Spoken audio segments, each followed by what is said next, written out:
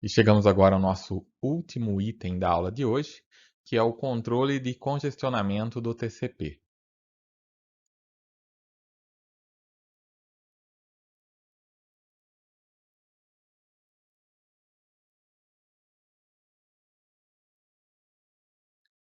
Então, a abordagem do TCP para o controle de congestionamento é a seguinte: ele usa uma janela de congestionamento, que é similar àquela janela que é usada para o controle de fluxo. Tá? Então, o controle de fluxo é feito, né, quando o receptor informa o tamanho da janela que ele aceita, né, de dados para que cabe no buffer dele. Mas na prática, o que o TCP faz é pegar o menor valor entre a janela do controle de fluxo e a janela do controle de congestionamento. Então, a janela do controle de congestionamento, ela vai aumentando, ela vai aumentando conforme o TCP está buscando a maior taxa possível para transmitir. Então, ele vai procurando pela largura de banda, pelo máximo de largura de banda usável, até ocorrer uma perda.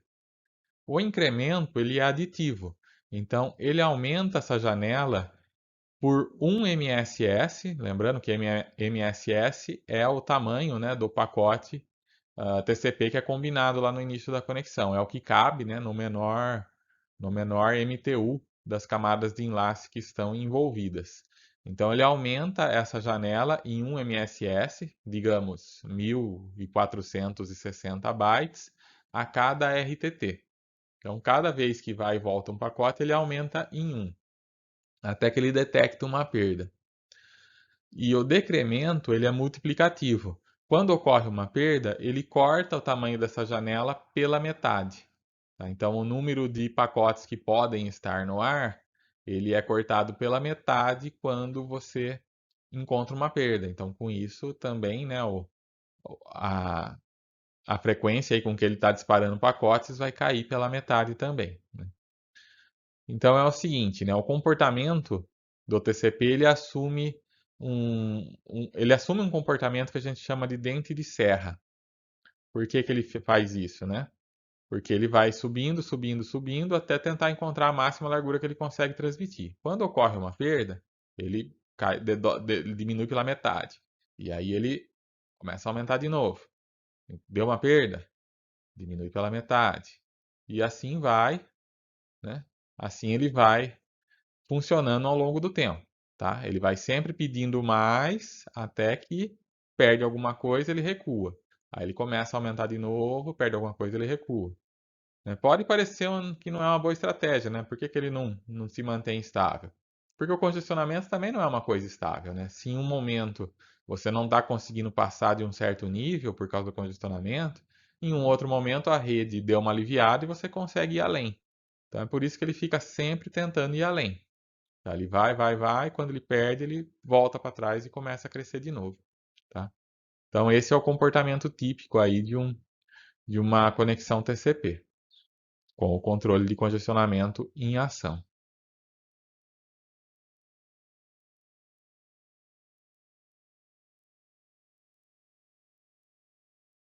Então, a janela de congestionamento do TCP ela é bem similar lá à janela do controle de fluxo. Na verdade, né, é uma janela só que vai ficar limitada pelo CWND aqui, né, que é o tamanho da janela de congestionamento, e pela janela do controle de fluxo. Então, a que for menor é a que vai, né, mandar aqui. Então, aqui tem o último byte que foi reconhecido. Esses que estão em verde, então, são pacotes que já foram reconhecidos. Esses são os que foram enviados, mas ainda não foram reconhecidos. São os que a gente fala que estão no ar, ou em voo. E aqui são os espaços que estão livres para enviar pacotes, porque cabem aqui dentro da janela de congestionamento. Tá? E aqui é o proibido, né? Se chegar a encher aqui tudo amarelo, ele não pode enviar mais dados até que libere aqui os verdes aqui, né? Aqui vai ficando verde, vai deslocando a janela e ele pode mandar mais. Mas lembrando que essa janela, assim como a de fluxo, ela é dinâmica também, né? A de fluxo ela aumenta e diminui conforme o receptor vai informando, né?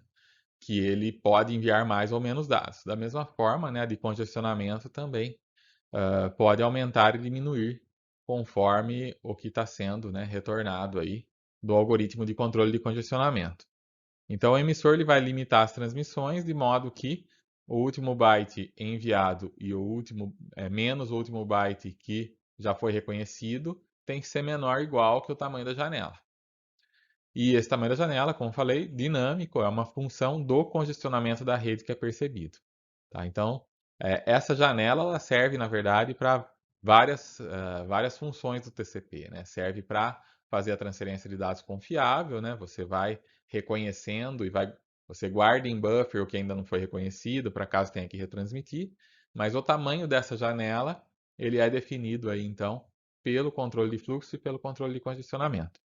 E aí você vai então ter aproximadamente, né, a taxa de emissão do TCP, ela é aproximadamente CWND bytes, você envia CWND bytes, espera pelo RTT, pelos ACKs, e então envia mais bytes. Então a taxa é aproximadamente o tamanho da janela dividido pelo RTT bytes por segundo.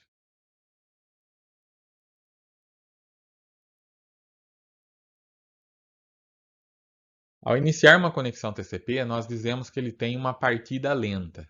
O que isso quer dizer? O primeiro pacote que ele envia um só e fica esperando pela resposta, tá? Então, o pipeline aqui no caso começa só com um pacote. Quando esse pacote chega, ele vai enviar dois segmentos. Assim que ele recebe o primeiro ACK, ele envia mais dois. Quando cada um desses dois volta, ele envia mais dois. Tá? Então, dá para perceber que esse crescimento é exponencial.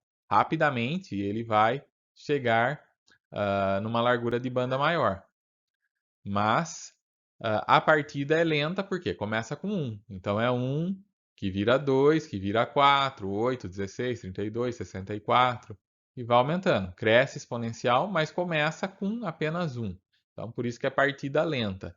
Inclusive, é por isso, né, que quando você vai fazer um download, você percebe que ele começa devagar e vai aumentando, né, a velocidade, até que ele chega num pico e aí ele desce um pouquinho e começa a oscilar. É o comportamento padrão do TCP, né? Ele começa lento, cresce exponencialmente, acha um limite, recua e aí ele fica crescendo e recuando linearmente. Então, inicialmente você tem uma janela de apenas 1 MSS, né, o tamanho de um pacote, e dobra essa janela a cada RTT. Como cada confirmação gera mais 2, né, então a cada RTT na prática você está dobrando. E o incremento é feito então para cada CK recebido. Então, em resumo, a taxa inicial é lenta, mas ela vai crescer exponencialmente. E quando então que o aumento exponencial deve mudar para o linear? A resposta é quando a janela chega à metade do seu tamanho antes do timeout, tá? Então, funciona da seguinte forma, né? Você tem uma variável threshold e em caso, né, que é um limiar, em caso de perda, esse threshold ele é ajustado para metade do valor da janela. Tá? Para metade do valor que a janela tinha imediatamente antes do evento de perda. Então, graficamente, fica dessa forma aqui. Né? No caso do TCP Tarro, que é o mais antigo, né, ele vai fazer o crescimento, ou a partida lenta, né, crescimento exponencial. Chegou no limiar, ele começa a crescer linearmente. Se ocorrer um evento de 3 ACKs duplicados, por exemplo, ele vai voltar para o 1, né? Ele vai voltar para a janela de tamanho 1 MSS, vai começar a crescer exponencialmente de novo até chegar no limiar e daí ele vai linear. Tá? Nota que o limiar foi ajustado, né? A hora que ele teve uma perda aqui, o novo limiar passou a ser o quê? Metade do valor que ele tinha atingido, né? Metade do valor onde ocorreu a perda. Então, onde ocorreu a perda com 12 segmentos, então o novo limiar passa a ser 6 segmentos. Então, aí ele passa, quando ele chega em 6 segmentos, ele passa a crescer linearmente, 7, 8, 9. Isso faz sentido, né? Porque se você chega em 6 e crescendo linearmente, de 6 ele já pula para 12, que foi justamente onde ocorreu a perda. Então não faria muito sentido continuar crescendo exponencialmente aqui. Então, quando chega na metade do limiar, ele passa a crescer linearmente. Tá? No caso do TCP Rhino, ele tem aquela diferença, né? Então, no caso de 3 ACKs duplicados, ele não vai voltar para 1 MSS. Ele ajusta o limiar também, mas ele já começa no limiar, né? Ele já começa aqui no limiar e crescendo linearmente. E aí isso dá aquele comportamento do dente de serra, porque ele só cresce exponencial quando ele tem perda. Quando ele tem perda de pacote mesmo. Quando ele tem só ACK duplicado, que pode ser apenas um atraso, aí ele só vai ficar fazendo esse comportamento, né, de cresce linear, volta aqui para o limiar, né? Configura, perdeu alguma coisa, né? Teve o ACK duplicado, ele volta para a metade do valor que ele estava antes, ajusta como limiar e continua crescendo linearmente. E aí vai aparecer o comportamento do dente de serra que a gente já falou.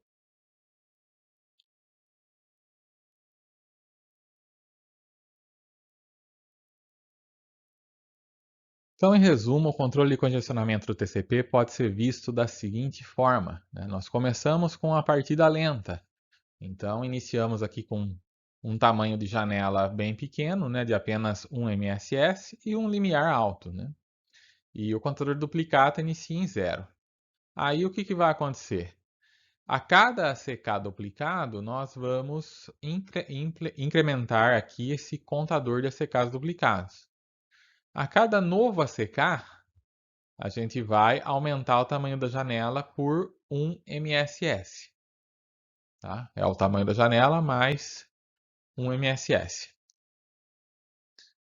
Lembrando, né, que cada ACK vai aumentar 1 MSS. Então, por isso que o crescimento vai ser exponencial. Aí a gente tem, né, quando recebe um novo ACK, a gente zera esse contador de duplicatas e transmite o novo segmento conforme permitido. Se ocorre um timeout, a gente ajusta o limiar para metade do tamanho da janela atual, configura a janela para 1 MSS de novo e zera o contador de duplicatas e retransmite lá o segmento que está faltando. Quando que a gente sai da partida lenta? Quando a janela passa do valor do limiar. Então, nesse ponto, nós saímos da partida lenta e vamos para a prevenção de congestionamento. Na prevenção de congestionamento, cada novo ACK aumenta a janela também, mas não aumenta mais por 1 MSS, mas sim por 1 MSS vezes o MSS dividido pelo tamanho da janela. Tá? Isso que vai ser o incremento linear. Tá?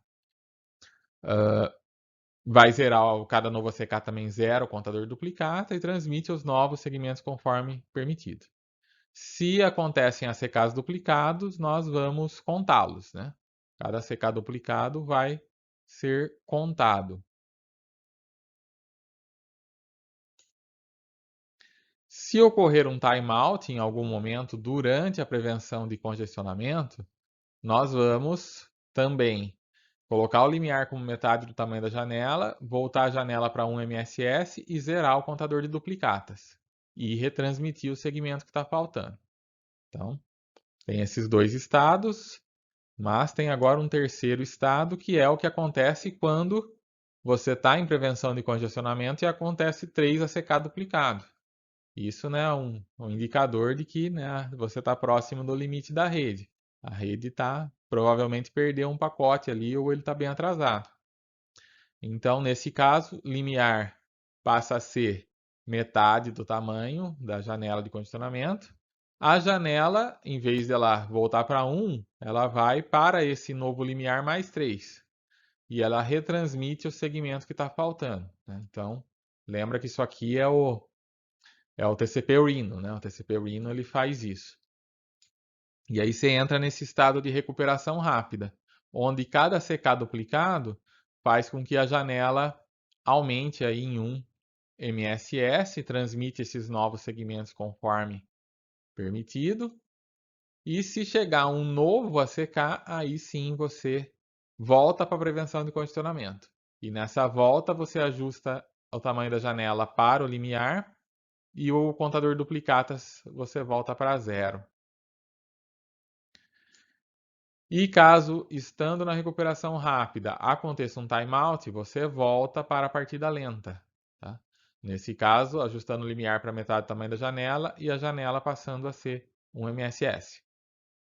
Contador duplicatas zerado e retransmite segmento faltando. E tem o caso em que você vai dar partida lenta para recuperação rápida. Também pode acontecer. Né? Você pode vir da partida lenta para recuperação rápida e depois pode ir para prevenção de congestionamento, se der tudo certo. Então, quando que vem da partida lenta para recuperação rápida? Quando você está na partida lenta e vem 3 ACKs duplicados. Aí ajusta o limiar para metade do tamanho da janela, janela igual ao limiar mais 3 e retransmite os segmentos que está faltando. Então, aqui estão as situações de timeout e as situações de novo ACK, que são aí os que causam as mudanças, né? As mudanças de estado aqui em alguns casos.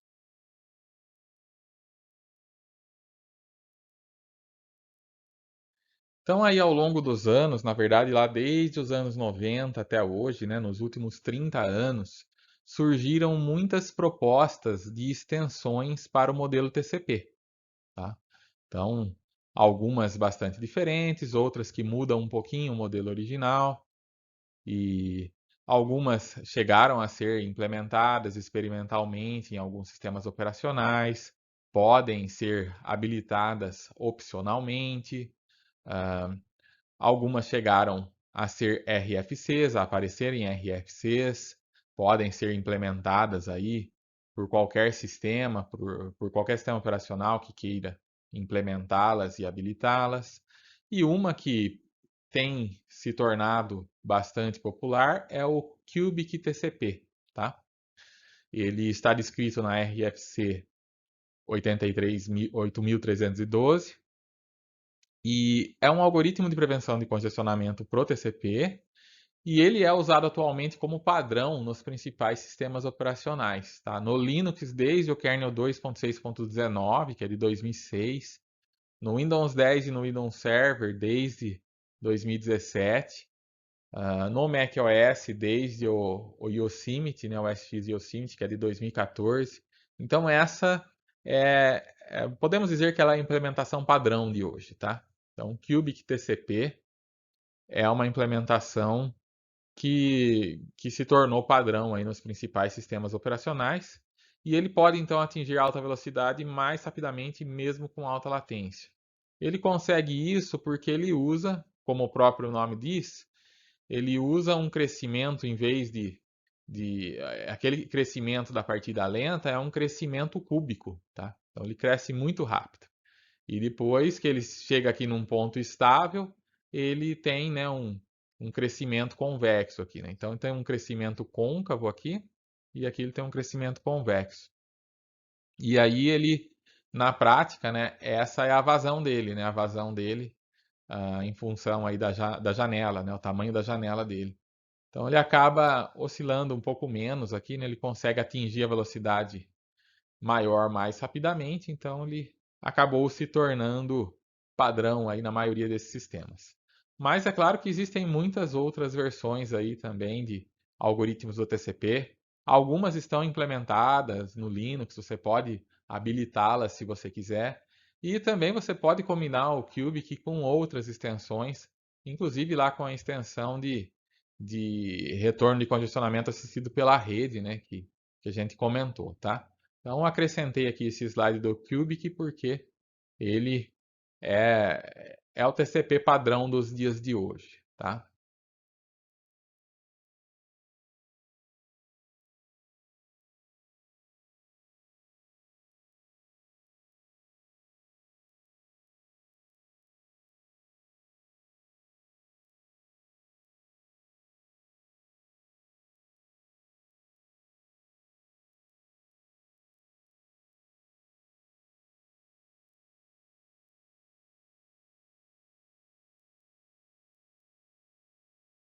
Falar um pouco agora sobre o ECN, né, a notificação de congestionamento explícita, que pode ser usada pelo TCP, que é uma extensão do TCP que pode ser configurada, né, é uma opção que pode ser configurada no início da conexão TCP e está disponível aí na maioria dos sistemas operacionais, tá?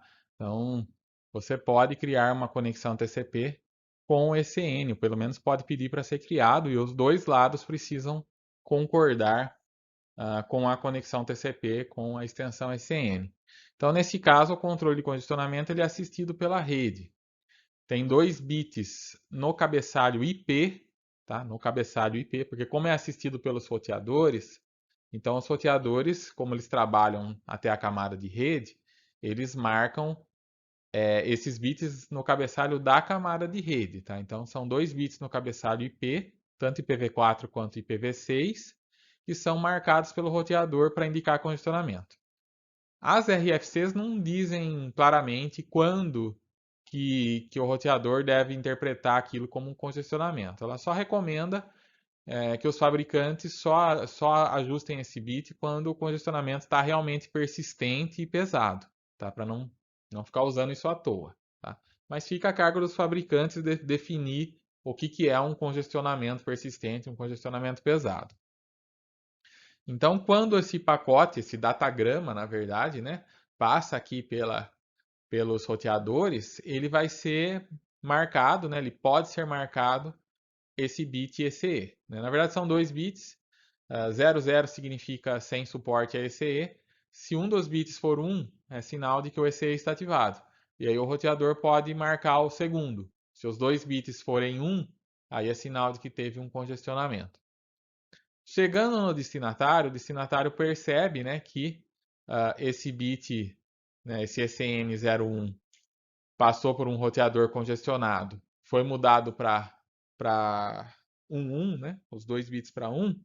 Então, o roteador ou o hospedeiro que recebe esse datagrama, na hora que ele for mandar um datagrama de volta, né, um ACK para o remetente, no ACK ele ajusta o bit ECE para 1. Esse é um bit que está no cabeçalho do TCP. Tá? ECE vem de ECN Echo. Então, o ECN Echo ajustado para 1 está indicando aqui para o remetente, olha, um dos roteadores aqui no caminho está congestionado.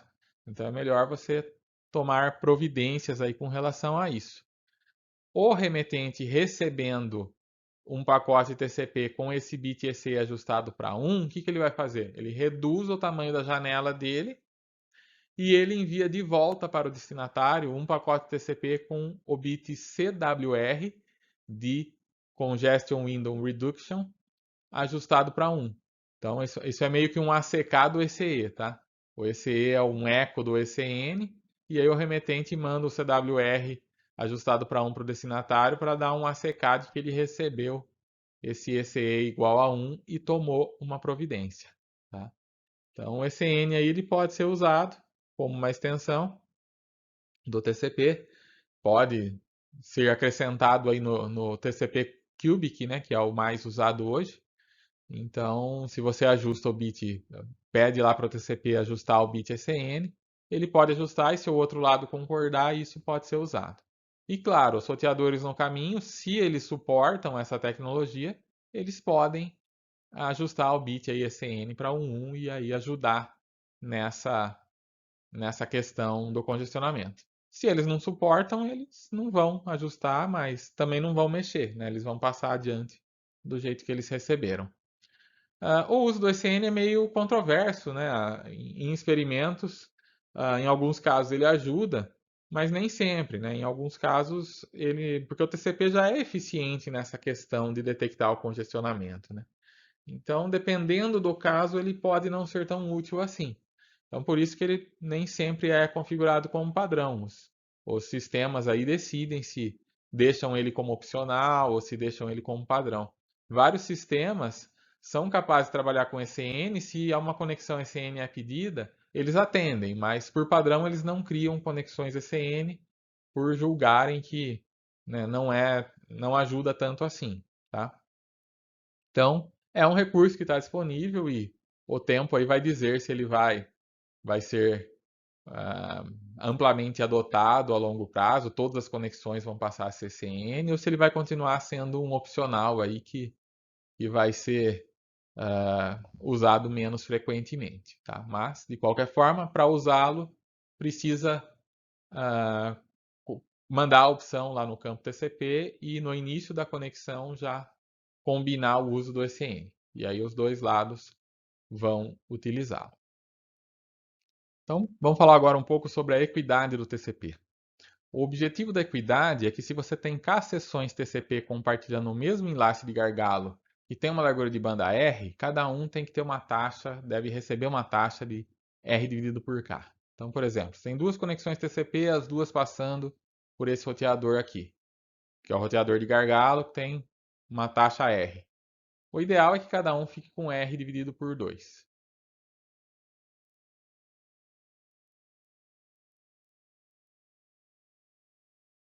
Então, se você tem duas seções competindo, elas vão, né, naturalmente, aumentar a sua vazão até o limite em que ocorre uma perda, e aí elas recuam. A tendência é que se você tem aí uma conexão, em certo momento, a soma das conexões, né, aqui a gente tem a vazão da conexão 1, aqui é da 2. Então, em certo momento, a 1 está com uma vazão maior que a 2. Mas quando a vazão das duas somadas ultrapassa R, é uma perda e elas vão recuar, né? Nesse recuo, a tendência é que você consiga voltar para um ponto em que vai estar mais equilibrado, tá?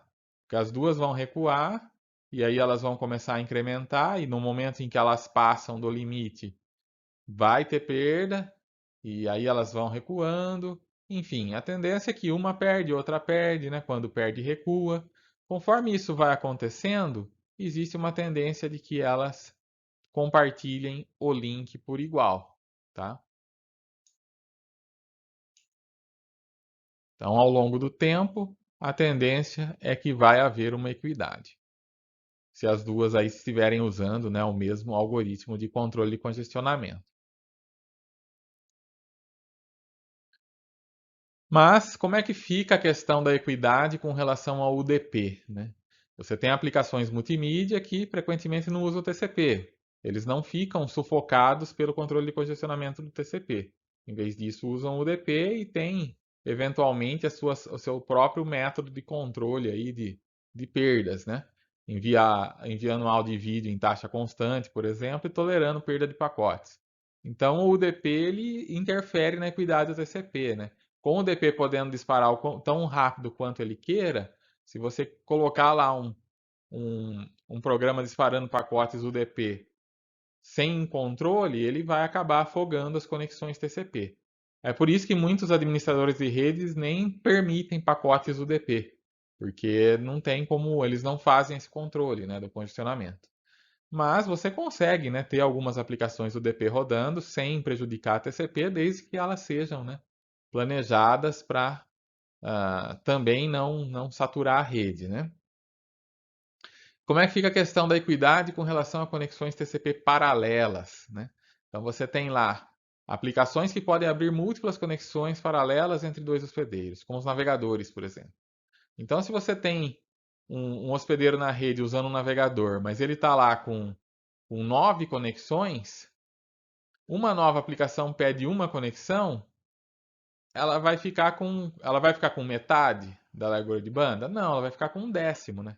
Porque o outro já tem 9 conexões. Na hora que você bota as 10 conexões para competir, um está competindo com uma, um está competindo com 9. Se todas tiverem o mesmo tempo, ficar por igual, então vai ter a igualdade entre as conexões TCP, mas só que tem um que tem mais conexões, então está saindo na vantagem.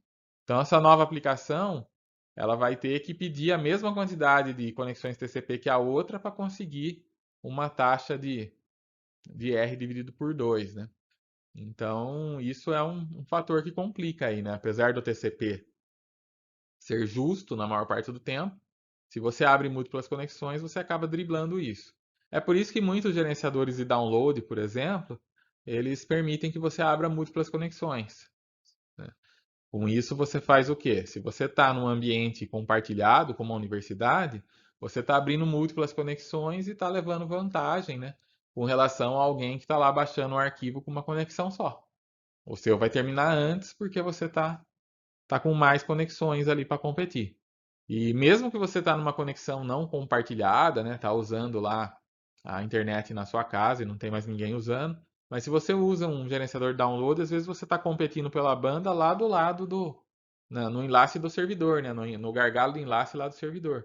Às vezes o servidor só pode oferecer um, uma largura de banda limitada e você está competindo com várias pessoas que estão lá baixando ao mesmo tempo. De repente você entra com várias conexões, ele consegue driblar isso, né? Não só os gerenciadores de download baixam às vezes de múltiplas localidades, o que também, né, ajuda, mas às vezes da mesma localidade, mas com múltiplas conexões. Isso também faz com que seja mais rápido. Então, assim, o TCP ele mantém uma certa equidade, mas tem essas limitações.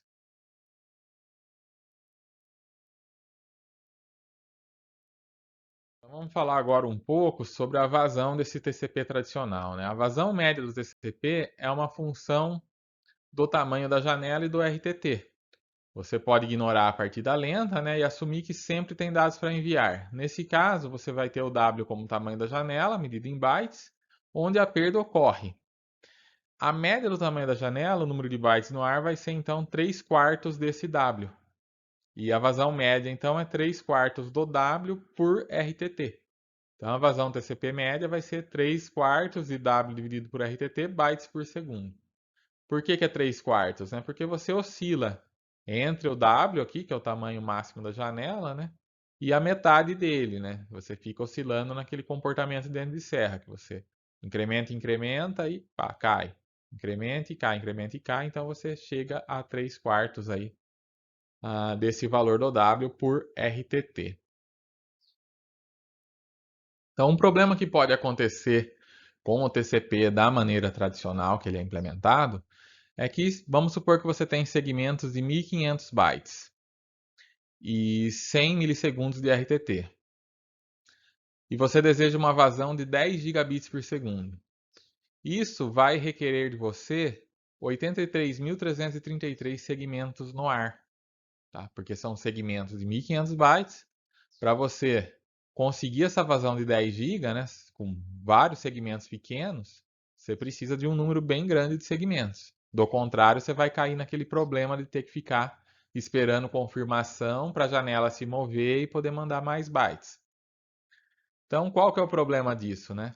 O problema é que com toda essa grande quantidade de segmentos no ar, é quase inevitável que vai acontecer perdas, que vai acontecer atrasos, que vão fazer com que essa janela não consiga chegar nesse limite. Você não vai conseguir manter uma janela nesse limite tão alto por um longo período, tá? Então a vazão em termos de probabilidade de perda, ela vai ser da ordem de 1,22 vezes o MSS dividido pelo RTT vezes essa raiz de L. Bom, para atingir uma vazão de 10 GB, essa raiz de L, que é a taxa de erro, ela precisa ser da ordem de L, precisa ser da ordem de 2 vezes 10 a menos 10. É uma taxa de perda muito, muito, muito pequena, né? Considere todos os enlaces no caminho aí que podem estar transportando essa conexão, e qualquer um aí que tiver uma perda maior do que essa taxa aqui, vai fazer com que você não consiga atingir os 10 gigas. Então a solução passa por criar extensões do TCP para alta velocidade. Extensões do TCP que possam lidar com a questão de controlar congestionamento de uma maneira mais eficiente, né, que permita que essa vazão maior possa ser atingida, né? Então, em outras palavras, você vai ter esses pipes, né, esses canos mais longos, né, desse pipe do pipeline, mais longo e mais largo, mais gordo, tá? Para poder conseguir comportar esse essa vazão tão alta, né? Com pacotes relativamente pequenos aqui, né? Sendo que uma taxa de erro dificilmente é tão pequena assim.